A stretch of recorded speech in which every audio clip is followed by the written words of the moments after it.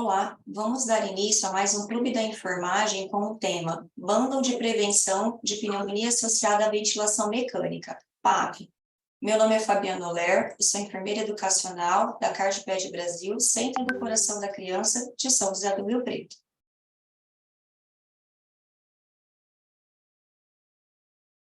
O objetivo de hoje é padronizar os cuidados de prevenção com a PAV, implementarmos o bundle de PAV, assegurando a melhoria da qualidade da assistência e segurança para o nosso paciente.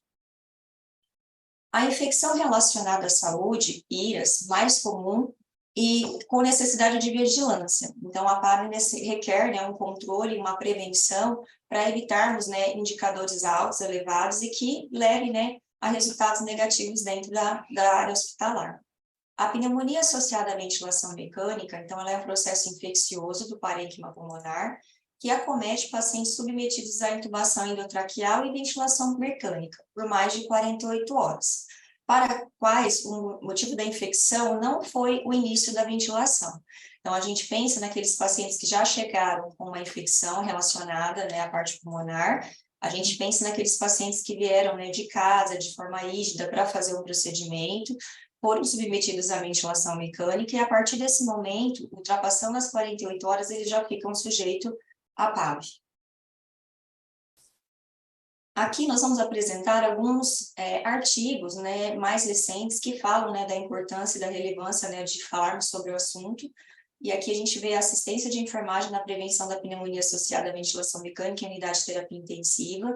E nesse trabalho a gente vê que tem uma conclusão falando que o profissional, o enfermeiro, a enfermagem é fundamental na parte da educação, ainda mais na prevenção das infecções relacionadas à saúde, e que toda a equipe de enfermagem deve estar engajada juntamente também com a equipe multi, evitando danos ao nosso paciente no âmbito da UTI. Esse outro artigo, ele fala sobre densidade de incidência de pneumonia associada à ventilação mecânica em 12 hospitais, e aqui ele aborda mais especificamente a questão da higiene oral, que é um dos itens do nosso bundle de PAV.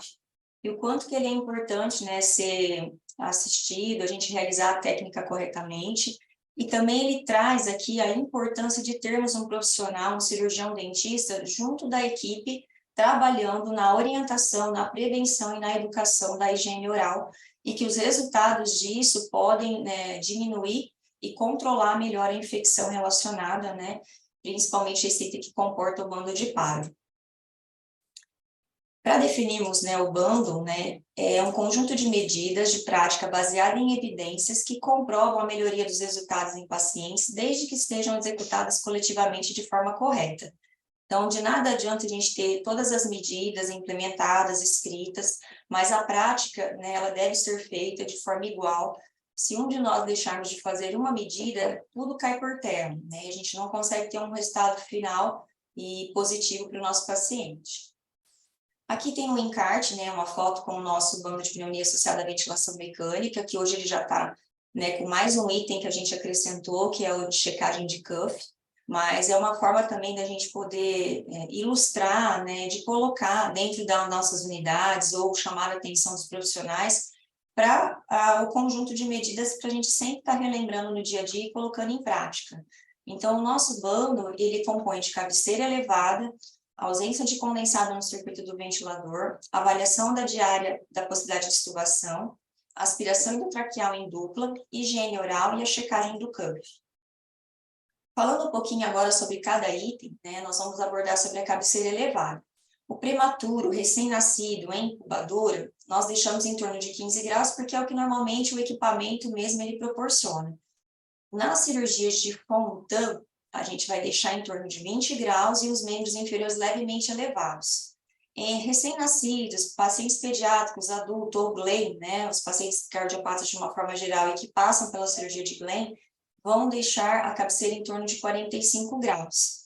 Essa medida a gente também discutiu com os nossos parceiros, dos Estados Unidos, como uma melhoria, uma prevenção de broncoaspiração, de processos inflamatórios também das vias aéreas, que pudesse auxiliar também na diminuição da PAV. Aqui a gente mostra uma foto, a linha vermelha ela consegue mostrar para a gente aqui como deve ser, né, a cabeceira 20 graus e os membros inferiores levemente elevados. Então, todo paciente que tiver na posição, né, de Fontan deve ficar nesse posicionamento, né, que é uma das poucas angulações diferentes, né, da grande maioria que a gente usa, que é o 45 graus. E para a cabeceira elevada, aqui no nosso serviço, a gente fez uma medida, né, de identificação também do posicionamento da sonda nasointeral. Então, a cabeceira, ela vai ajudar também na questão da broncoaspiração, como eu disse anteriormente, né, pneumonia aspirativa, refluxo gastroesofágico, e nós temos a identificação da sonda nasointeral posicionada gástrica, que é uma forma da gente salientar, né, ressaltar, para a gente ficar mais atento a essa criança com relação à mudança de decúbito, né, ou a elevação da cabeceira, para reduzir a questão da broncoaspiração, tá? Então, a sonda nasointeral, normalmente, a gente sempre checa, né, através do raio-x, o posicionamento, né, dela interal, mas tem alguns casos que, às vezes, não é possível ficar, ou mesmo a gente utiliza a sonda nasointeral posicionada gástrica na evolução da progressão da dieta da criança, então, a gente sinaliza com a bolinha rosa nessa sonda para a gente poder ficar mais atento na questão da broncoaspiração. Ainda falando da cabeceira elevada, né, ela vai melhorar a oxigenação do paciente, né, favorecendo o retorno venoso através da cirurgia de Glenn, e melhora também a ventilação do paciente. A tendência é você expandir mais o tórax, deixar o paciente melhor acomodado no leito, e isso favorece, né, a respiração. Como que a gente faz aqui o ajuste da angulação da cama? Nós temos opções de cama elétrica, onde a regulagem do dispositivo da medição da angulação da cama é na lateral da cama. Você vai apertar um botão e ele vai ajustar de acordo com a angulação que você deseja. Então, aqui é um modelo de cama que a gente utiliza, né, no nosso serviço. Então, ele tem já um dispositivo na lateral que favorece, né, a visualização e a mensuração do ângulo correto. E temos também a cama manual. Então, a gente tem duas alternativas que a gente adota, né, e futuramente a gente deve ter toda cama eletrônica, né, o que vai facilitar o nosso dia a dia, mas dando como alternativa para outras instituições, que às vezes não tem cama eletrônica, mas é uma maneira de controlarmos o ângulo da cama corretamente. Então, a cama manual que tem sem pêndulo fixo, a gente vai usar o transferidor para regulagem da angulação da cama, eu vou mostrar na foto a seguir, com uma fixação de pêndulo. Então, a gente vai criar um pêndulo, usando uma ampola de soro fisiológico amarrada a um cadarço ou um cordonê, uma espécie de barbante, na cabeceira da cama. Então, o pêndulo fixo é uma outra opção que foi criado, né, aqui na instituição, através do pessoal da manutenção, que a gente trouxe a ideia para eles, e eles conseguiram confeccionar um pêndulo metálico, né, com marcações que também vão ficar fixo no leito e favorece também a angulação da cama da forma correta. Então, aqui eu tenho a cama comum, né, que não tem, né, não é eletrônica. Aí nós temos aqui nessa foto mostrando o pêndulo fixo criado pela instituição, que nós chamamos de pessoal da manutenção, e aí ele criou tipo um cabo de aço com uma bolinha na ponta. Então, nessas marcações que vocês veem, então, os ângulos que nós pedimos para medir, que são os mais utilizados por nós, e aí a base reta da cama, né, que a gente vê aqui na foto, né, conforme eu estou mostrando aqui com a ponteira, né, conforme eu deixar a bolinha aqui reto e o fio esticado, ela vai estar em 45 graus. Se eu levar a marcação vermelha até a base reta, 30 graus. A marcação preta até a base reta, 20 graus. Tá? Então, dessa forma, a gente conseguiu melhorar bastante, né, a praticidade na hora de angular a cama do paciente à beira-leito. Né? E quando a gente fala de deixar a cama angulada, é realmente para deixar o máximo de tempo possível com a cabeceira elevada. Então, às vezes a gente vai abaixar para dar um banho, trocar uma fralda, mas o ideal é manter o máximo de tempo possível essa cabeceira elevada. Não que a gente não possa diminuir, né, para favorecer o cuidado com o paciente, mas assim que possível já retornar na posição ideal. E aqui só para ilustrar, né, a foto, né, do uso do transferidor, e aqui a fixação do com cordonê e a ampola de soro. Esse aqui vai ser específico para cada paciente, então a gente precisa de uma ajuda aí de um profissional do lado, pelo menos para mensurar o ângulo da cama. Então, com o transferidor eu seleciono a angulação que eu desejo, por exemplo, 45 graus, vou no eixo da cama e peço para alguém no pé da cama ir elevando a cabeceira até chegar no ângulo certo. A partir do momento que a cama estiver elevada, eu vou e coloco a marcação, e essa marcação vai ser padrão. Então, para aquela criança, toda vez que eu precisar abaixar a cabeceira, eu posso abaixar, a ampola vai sair do nível, e aí quando ela ficar reta, conforme ela está na foto, ela está no ângulo que a gente selecionou. Um outro item do bando de PAV, né, que é a ausência de condensado no circuito do ventilador. Então, nós devemos retirar o condensado do circuito do ventilador, para não deixar acumular, o paciente não aspirar esse fluido, né, e fazer meio de cultura. Muitas instituições ainda não adotam o filtro, né, do respirador, então quem não tem o filtro tem que tomar esse cuidado redobrado, porque os equipamentos eles fazem, né, muito acúmulo de líquido pela umidade, pelo calor que proporciona no jarro, né, no mist. Então, a gente vai ter que drenar todo esse fluido para um copo de drenagem que tem no circuito.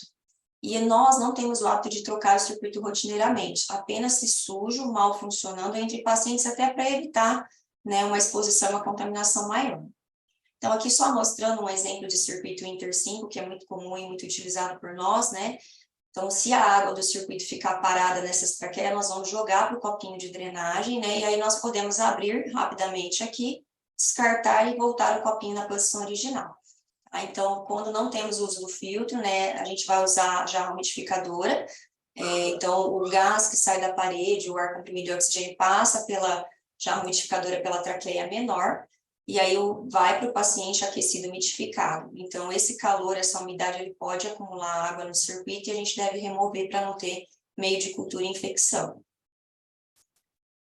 Aqui na nossa instituição, hoje a gente adota o filtro, tá? Então, a gente tem um filtro que acima de 2 kg vai até 6 kg e faz um volume de 15 a 50 ml. E acima de 6 kg até 18 kg, a gente tem um outro filtro que faz esse volume de 50 a 150 ml. Então, com o uso desse filtro, nós não iremos utilizar a jarra umidificadora, como eu mostrei na foto anterior. E nós colocamos uma identificação com a data de troca, qual a validade, né? Então, a validade nossa aqui é 3 dias de uso de filtro e, se possível, já colocamos também o período, porque para respeitar exatamente e fazer o melhor aproveitamento do material, já que também gera um custo para a instituição. Só fazendo uma ressalva, né, que aqueles pacientes nossos que não fazem uso do filtro, né, ou são menor do que 2 quilos, eles vão usar a umidificação convencional, como está aí na foto. Então, aí a gente tem que lembrar de retornar a umidificação convencional. A gente não pode deixar o paciente sem a umidificação, seja pelo filtro ou por essa jarra umidificadora, como a gente vê aí na foto. Se formos usar a umidificação convencional, nós vamos precisar de uma bolsa de água destilada, um equipo macrogotas, para que possamos colocar a água, né, deixar acoplado esse sistema no copo, na jarra umidificadora, para ir complementando conforme a água ela vai evaporando, né? Então, a gente também não pode deixar a jarrinha, né, sempre enchê-la, né? Então, durante o plantão, a gente tem que ficar o tempo todo olhando, porque o calor, né, em contato ali, a umidade, ela vai começar a consumir a água do copo. Então, a gente tem que estar sempre repondo para o paciente não estar respirando um ar seco. O outro item que nós temos no banco de PAV, importante, é a avaliação diária da possibilidade de extubação. Então, a extubação ela vai ser realizada assim que possível, claro, levando em consideração a clínica do paciente, sua condição, estabilidade hemodinâmica. E isso nós fazemos diariamente através da passagem do plantão, discussão do caso do paciente e visita multidisciplinar à beira-leito, tá? Então, todos os dias nós questionamos, vemos raio-x, clínica, exames laboratoriais, desmame de drogas, né, estabilidade do paciente naquela noite, e também a programação do TRE, que é o teste de respiração espontânea, que é realizado pelo pessoal da fisioterapia. Então, a gente, com esse trabalho em conjunto, todos os dias a gente tenta programar a extubação do nosso paciente o mais precoce possível. Aqui nós não fazemos, né, a interrupção diária da sedação para avaliar o quadro neurológico.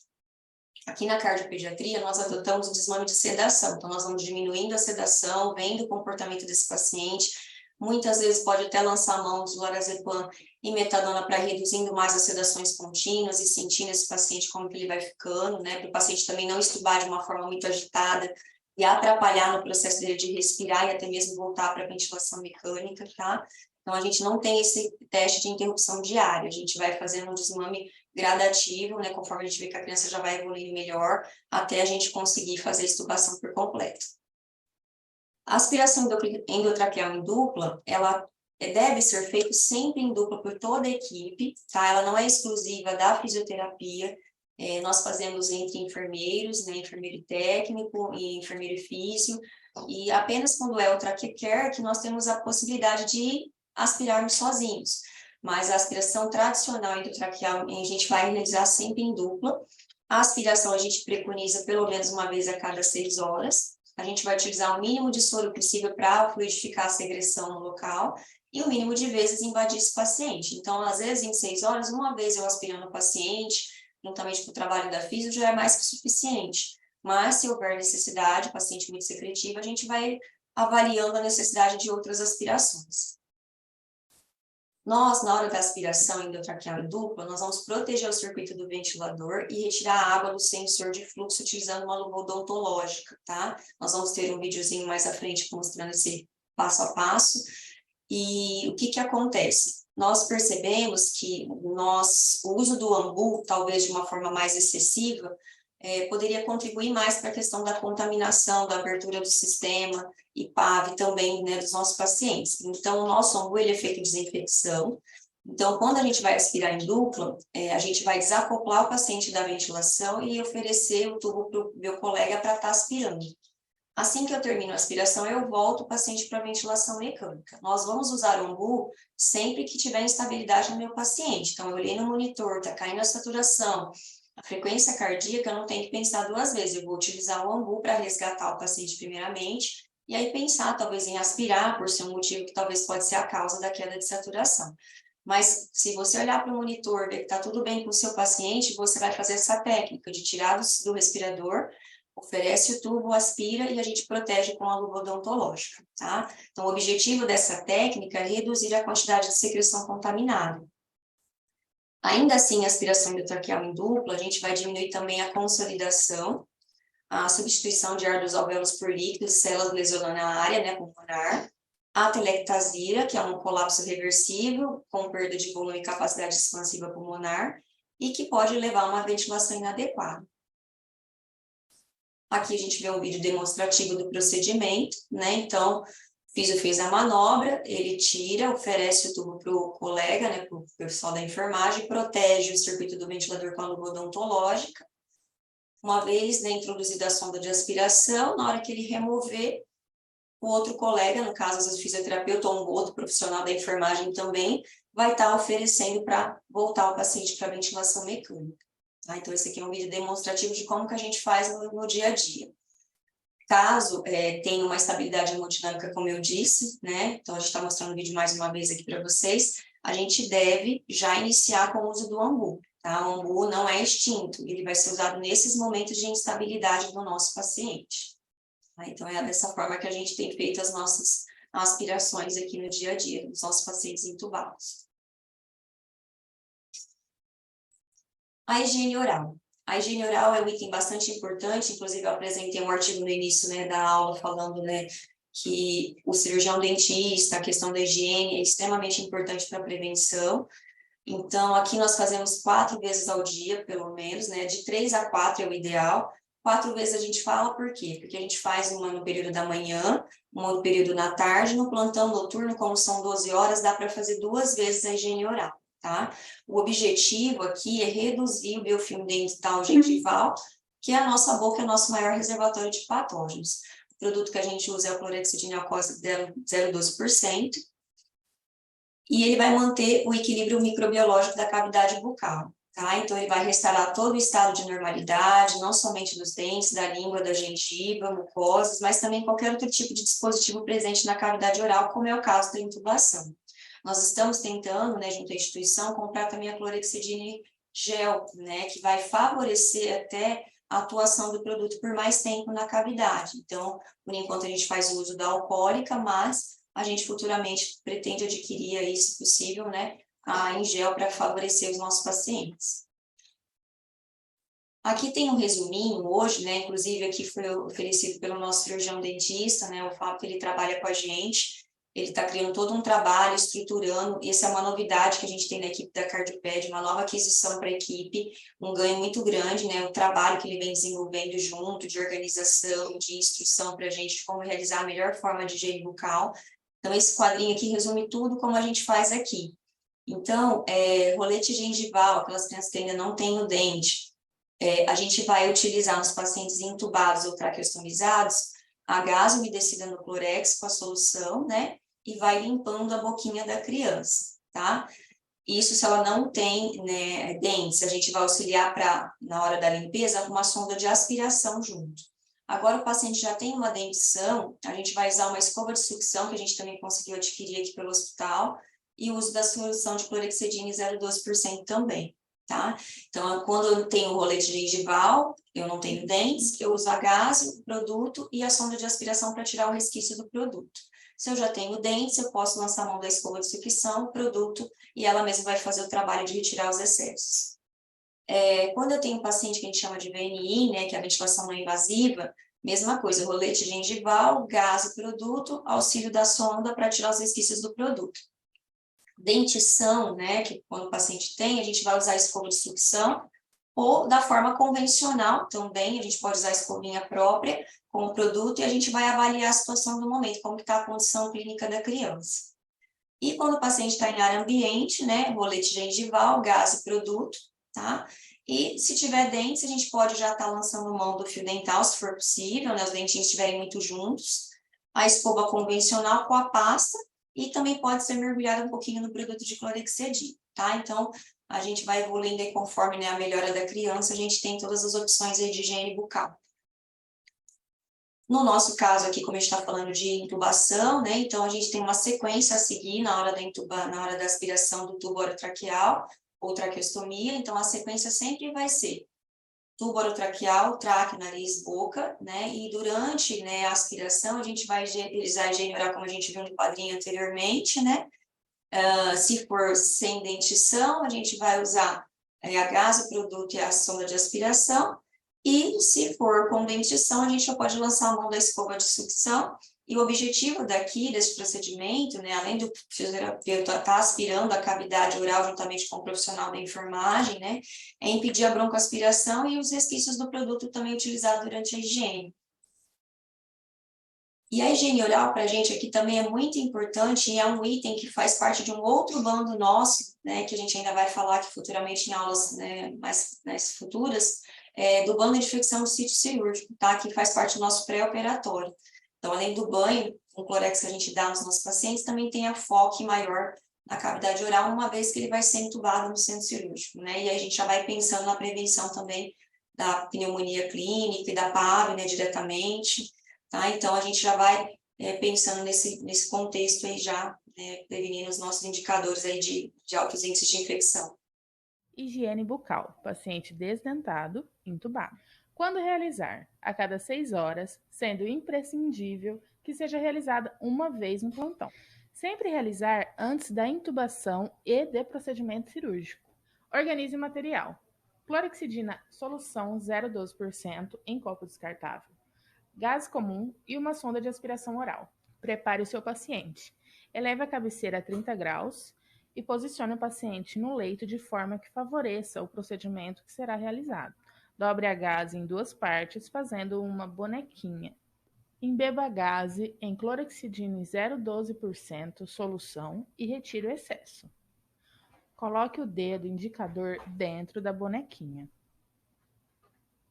Inicie a higienização oral, realizando a limpeza da região posterior para a anterior. Higienize toda a cavidade oral superior e inferior. É importante trocar o lado da gaze a cada vez que passar na cavidade bucal. Ao utilizar todos os lados da gaze, descarte e pegue uma nova. Ao realizar a higiene bucal, realize a limpeza da língua de trás para frente. Realize a aspiração de saliva e resíduos com sonda apropriada. Atenção! Troque de gases sempre que a mesma apresentar sujidades. Cuidados adicionais. Ao inserir a sonda de aspiração dentro da cavidade oral do paciente, é importante que ela esteja clampeada. Cuidado para não encostar a sonda de aspiração na mucosa do paciente, evitando lesões. Em caso de dúvidas de como proceder, peça ajuda. Cuidar da higiene bucal é oferecer o melhor ao paciente. Conte sempre conosco. Certo, pessoal? Então, aqui a gente pôde ter um vídeo ilustrativo, né, do paciente desdentado, né, entubado, como a gente deve fazer a técnica, que é a maior população nossa, né? Então, a gente pode seguir essa técnica e dúvidas também a gente está à disposição, né, de vocês, da beira-leito, ou aqui mesmo quem estiver assistindo de fora, a gente pode estar esclarecendo dúvidas também. Higiene bucal. Paciente Uso do tubo orotraqueal com cuff, né? Então, a pressão de cuff, né, ela vai ser avaliada, né, aqui nos nossos pacientes, deve ficar em torno de 15 a 20 centímetros de água. Então, o cuff ele vai favorecer, né, a cânula não ficar se deslocando e também evitar broncoaspiração. A gente tem uma foto aqui na imagem do cufômetro, o aparelhinho que faz a mensuração dessa pressão. Ele funciona como se fosse um calibrador mesmo, né? E você, na base dele preta, você consegue apertar para insuflar e o botão vermelho na lateral você consegue fazer com que ele desinsufle. E como que é feita essa regulagem do cuff, né? Normalmente é uma rotina que fica a cargo da fisioterapia, da nossa equipe, né, a cada atendimento. De que forma que eles fazem essa avaliação? Visualmente, na palpação do balonete, na diferença entre o volume inspirado e expirado, que eles conseguem ver isso no ventilador mecânico, né?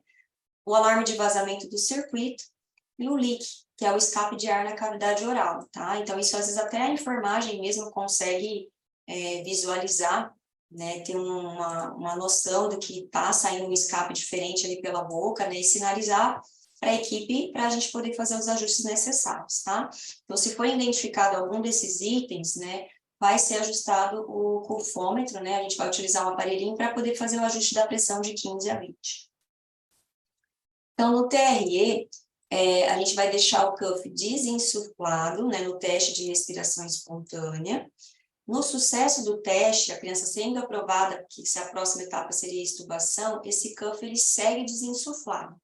E no insucesso, ou seja, na impossibilidade de evoluir para a extubação, a gente volta a insuflar o cuff novamente para a gente ter os benefícios que a gente mencionou anteriormente. E na nossa instituição, nós adotamos um checklist do bando de PAB, porque a gente tem as medidas, mas nós passamos fazendo uma espécie de uma conferência, né, uma observação se esses itens estão sendo cumpridos. Então, normalmente, esse bando ficou a cargo da fisioterapia, em todos os turnos, manhã, tarde e noite. Os itens cabeceira elevada, higiene oral, pressão de cuff, aspiração em duplo condensado e avaliação da possibilidade de extubação, são itens avaliados por eles, e eles vão dando conforme ou não conforme a legenda está abaixo, né? E aí, se está não conforme, a gente já toma uma ação imediata, já corrige o problema, né? E para que no próximo horário que seja averiguado, né, a gente consiga encontrar tudo funcionando perfeitamente. Então, o objetivo do checklist do bando é a gente lembrar, a gente, né, realizar realmente as atividades dentro do que é esperado. Como a gente definiu o bando lá atrás, né, é um conjunto de medidas que a gente tem que fazer de forma igual. E se um horário deixar de fazer, né, o paciente vai estar em risco e sujeito a infecções. Esse é o verso do documento, onde a gente anota qual foi a conformidade dos itens em contrato, se foi o número 1, 2, 3, 4, 5, qual foi o período e qual foi, né, a conduta após a observação, né, dessa não conformidade, que seria a correção. Falando um pouquinho só dos nossos indicadores, né, para vocês verem, a taxa de conformidade do nosso bando de PAB, né, então o que a gente faz, né, o bando. Então a gente vê aí, janeiro, fevereiro e março, que a grande maioria das vezes a gente consegue estar adequado com os itens do bando de PAB, né, seguir realmente o bando como ele deve ser. Tem algumas coisinhas que a gente ainda precisa melhorar, né, então, por exemplo, às vezes a taxa de higiene oral, que é um item que pega bastante, a gente, às vezes na correria do dia a dia, a gente não pode deixar de fazer, né? Então, a gente tenta bastante frisar essa questão da cabeceira elevada, que é um dos itens que às vezes pode passar batido, e da higiene oral. Dos demais, principalmente com a adoção do filtro, a questão da condensada do circuito do ventilador acabou resolvendo, porque a gente não tem mais aquele acúmulo de água como a gente tinha anteriormente. A nossa densidade aqui, né, de pneumonia associada à ventilação mecânica, então o gráfico mais grossinho aí, né, as barrinhas em azul, é a taxa de ventilação mecânica nossa. Por ser um setor cirúrgico, né, a tendência é a gente ter realmente um uso maior de ventiladores mecânicos. A densidade de PAV, nossa, é o que está em verde, né, e a gente tem que ficar abaixo da linha laranja, né, que é a meta, né, de utilização de ventilação mecânica, e a meta também ficou equiparada aí, né, de densidade de PAV. Então, a gente precisa ficar abaixo da média né, dessa linha laranja, para a gente manter com bons índices, né, de prevenção e saber que o nosso bândalo está funcionando, né? Então, a gente precisa realmente ter esse cuidado de ter o bândalo, né, aplicá-lo, cuidar bem dele, para que realmente os resultados venham de forma positiva, tá? E a gente tem conseguido resultados muito bons, né, e melhorando a cada dia, né, na medida que a gente vai vendo nossas dificuldades aqui. Aqui também a gente tem um gráfico já falando da pneumonia associada à não ventilação mecânica, né? Então, a gente tem que ficar abaixo, né, dessa linha amarela, vamos dizer assim, né? Então, a gente tem conseguido, né? Mas é uma preocupação nossa também, não só para os pacientes que estão entubados, mas é também aquelas pneumonias que não estão associadas à ventilação mecânica. E algumas considerações finais, né, para a gente concluir aqui a nossa aula. A utilização do bândalo, assim como muitos trabalhos científicos, né, trazem, tem reduzido taxas de infecção, né, por PAV, promovendo qualidade e segurança do cuidado, né, do paciente sobre assistência ventilatória invasiva. Seguir protocolos, capacitar profissionais, recomendações, bândalo, né, são ações que acabam sendo muito benéficas, né, e devem ser aplicadas na prática diária assistencial, não só da enfermagem, mas também de outros profissionais da equipe. E, então, a capacitação, a atualização, né, que é o que a gente está fazendo aqui hoje, é fundamental para a gente assistir o paciente em ventilação mecânica de uma forma melhor, com qualidade, né, saber lidar com a situação que a gente tem no nosso dia a dia, utilizar as ferramentas com êxitos, né, prevenindo, né, nossos índices, e tudo isso baseado em literatura, em parte científica. E pneumonia associada à ventilação mecânica, né, abraça essa ideia. Essa é uma logo aqui que a gente criou, né, na nossa instituição, para falar um pouquinho sobre a PAV. E meu muito obrigada. Aqui são algumas referências utilizadas. E aí segue o nosso contato para dúvidas.